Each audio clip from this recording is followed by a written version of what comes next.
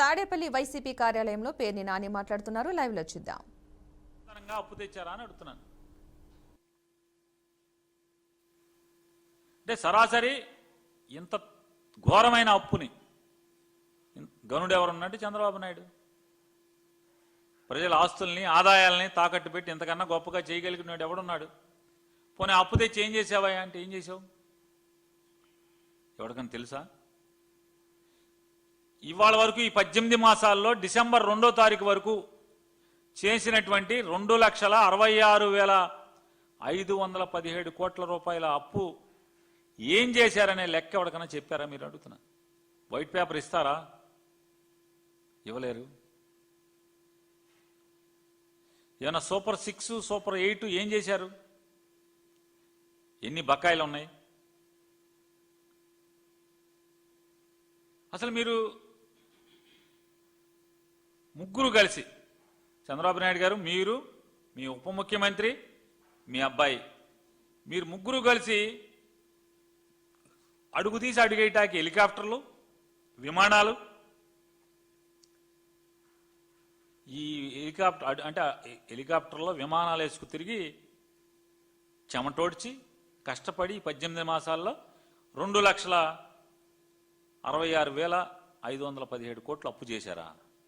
మీరే మాట్లాడుతున్నారు కదా, ఈ 18 నెలలు ఎంతో కష్టపడ్డాం మేము ముగ్గురు అని. ఏం కష్టపడ్డారు? అప్పులు చేయటాక, హెలికాప్టర్లు తిరగటాక, ఆఖరికి మీ ఇంటికాంచి గన్నవరానికి కూడా మీరు కారులో వెళ్ళే పరిస్థితి లేదా? మీ ముగ్గురు హెలికాప్టర్లు వెళ్తారు ఇక్కడి నుంచి గన్నవరం ఎయిర్పోర్ట్కి. గన్నవరం ఎయిర్పోర్ట్ నుంచి మీ ఇంటికి రావడానికి హెలికాప్టర్లు వస్తారు. ఆయన మంగళగిరి ఆఫీస్కి మీరు ఎక్కడికి వెళ్ళాలంటే హెలికాప్టర్లు అన్న.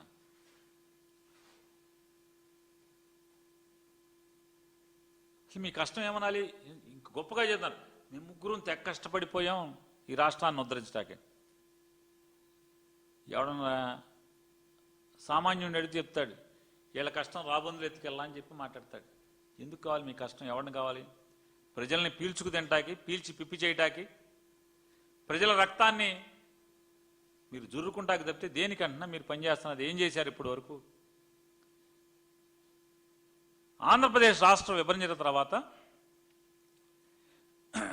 ఏంటంట, 5 ఏళ్ళు 13.5% ఈయన జీడిపి అంట. జగన్మోహన్ రెడ్డి గారిదేమో 10.32% ఏమో జీడిపి అంట. అంటే ఇతనికి ఏ లెక్కలు, కాంపౌండెడ్ యాన్యువల్ గ్రోత్ రేటా, కాంపౌండెడ్ యాన్యువల్ గ్రోత్ CAGR ఏదో లెక్క అని చెప్తున్నాడు చంద్రబాబు నాయుడు గారు. ఆ CAGR లెక్కల ప్రకారం అంట ఆయనదేమో 13 చిల్లరంట, ఈయనేమో 10 చిల్లరంట. నాకులాగా జగన్మోహన్ రెడ్డి గారు కూడా కష్టపడితే కనుక బోళ్ళ డబ్బులు వచ్చాయి అని చెప్పి మాట్లాడుతున్నాడు. అంటే నీకు ఎలా వెసులుబాటు అయితే అలా ఫిగర్లు తీసేసుకుంటావు చంద్రబాబు నాయుడు గారు.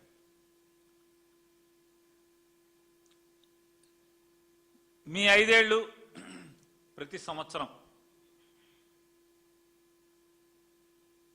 అంటే మీ జీడిపి పెరిగితే దేశం జీడిపిలో మీది ఎంత శాతం ఉండాలి కదా?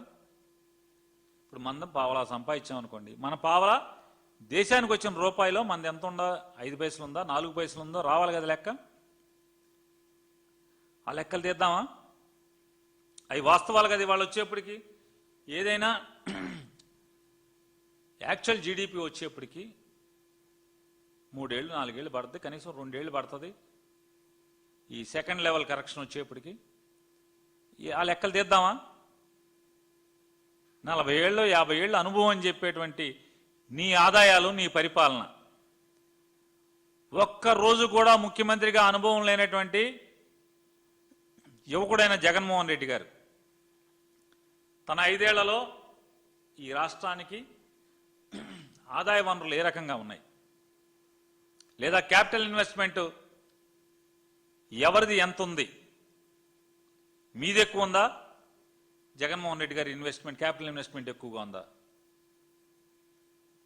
రండి, రేపు మాపం మా బొగ్గన రాజేంద్రనాథ్ రెడ్డి వస్తాడు, కూర్చోండి. మీరు వస్తారో ఎవరు వస్తారో రండి. మీరు రండి, చంద్రబాబు నాయుడు గారు వచ్చి కూర్చోండి, మా వాడు వచ్చి కూర్చుంటాడు, మా బొగ్గన వచ్చి కూర్చుంటాడు, లెక్కలు డొక్కలతో సహా మొత్తం మాట్లాడతాడు. ఇంత పచ్చి దగాగా మాట. నీకేది వెసులుబాటు ఉంటే, చంద్రబాబు నాయుడు గారికి ఏది వెసులుబాటు ఉంటే అది ఆ కొలమానం మాత్రమే తీసుకుంటావా?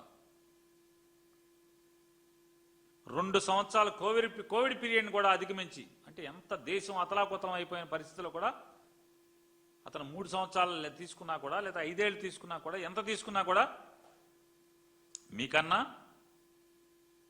దేశ నిష్పత్తిలో ఎక్కువే నిలబెట్టగలిగాడు. కంట్రీ జీడిపిలో ఎక్కువే నిలబెట్టగలిగాడు. ఎంతో అభివృద్ధి చేశాడు. క్యాపిటల్ ఇన్వెస్ట్మెంట్ మీకన్నా కూడా ఎక్కువ చేశాడు. ఈ రాష్ట్రానికి ఎంతో మంచి చేశాడు. ఎన్నో ఆస్తుల్ని మనుగురులాగా చేశాడు. 4 పోర్టులు, 10 ఫిషింగ్ హార్బర్లు, ఒక 17 మెడికల్ కాలేజీల్లో 7 కాలేజీలని పూర్తి చేసి మిగతాయి చేయటం, అంటే అభివృద్ధి పదాన పరిగెత్తించటం, గ్రామాన వేల కోట్ల రూపాయలతో సచివాలయాలు, లేదా ప్రభుత్వానికి, అంటే ఆ రోజేమో సచివాలయాలు ఎవరికి కావాలన్నా, మరి వాళ్ళ అయ్యే వాడుకుంటున్నారు కదా. మీరు సచివాలయాలను వాడుకుంటున్నారు, రైతు భరోసా కేంద్రాలను వాడుకుంటున్నారు. అదే హాస్పిటల్ హెల్త్ సబ్ సెంటర్లను కూడా మీరే వాడుకుంటున్నారు కదా. వాడుకుంది ఏముంది? జగన్మోహన్ రెడ్డి గారు సృష్టించినటువంటి సంపదలో ఏది మీరు వాడుకోవట్లేదని అడుగుతున్నాను. ఇంటర్నల్ రోడ్ల వేల కోట్ల రూపాయలతో నిర్మాణం చేసినటువంటి, కానీ లేదా విస్తృతంగా ఆదాయాన్ని వనగూర్చేటువంటి పోర్ట్లు, ఫిషింగ్ హార్బర్లు, సంపదను సృష్టించేటువంటి మీరు ఏది సృష్టించారు? ఇవాళ జగన్మోహన్ రెడ్డి గారు నమ్మేది ఒకటే, చంద్రబాబు నాయుడు పోయి జగన్ వచ్చినా, జగన్ వెళ్ళి చంద్రబాబు వచ్చినా ఈ రాష్ట్రంలో ఉన్నటువంటి పేద ప్రజల బాగోగుల్లో పెద్దగా మార్పులు ఉండేటువంటి అవకాశాలు తక్కువగా ఉంటాయి.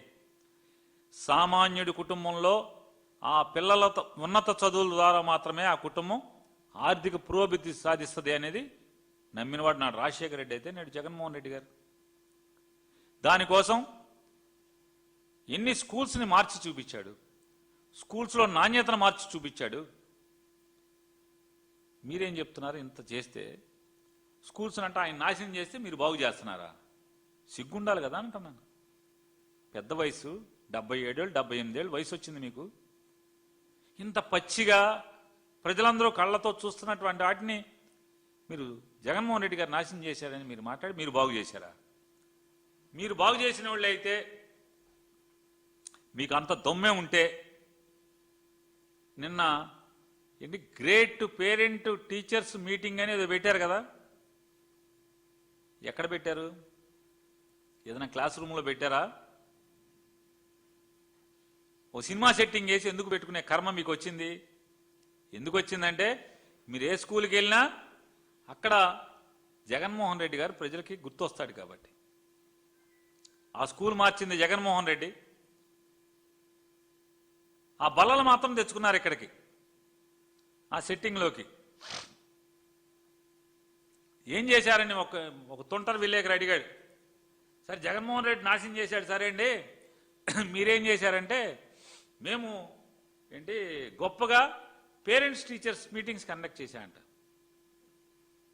సిగ్గుపడతలేదు అంటే? అంత క్రితం లేవయ్యి పేరెంట్స్ టీచర్స్ మీటింగ్ అంత మొత్తం లేవా అని అడుగుతున్నాను.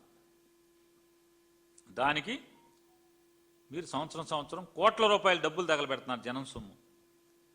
అప్పులు తెచ్చి మరి హెలికాప్టర్లలో, విమానాల్లో తిరిగి మీరు అప్పులు తెచ్చి, ఆ అప్పు చేసిన సొమ్ముతో ఏం చేస్తున్నారా అంటే, అప్పు చేసి పప్పుకూడులాగా మీ హెలికాప్టర్లో, విమానాల్లో ఎక్కి తిరిగి మీ షామ్యానా కంపెనీ వాళ్ళకి సెట్టింగ్లు వేయటానికి డబ్బులన్నీ అయిపోతున్నాయి కదా. ఒక స్కూల్లోకి వెళ్ళి మీరు ఎందుకు చేయలేకపోయారు?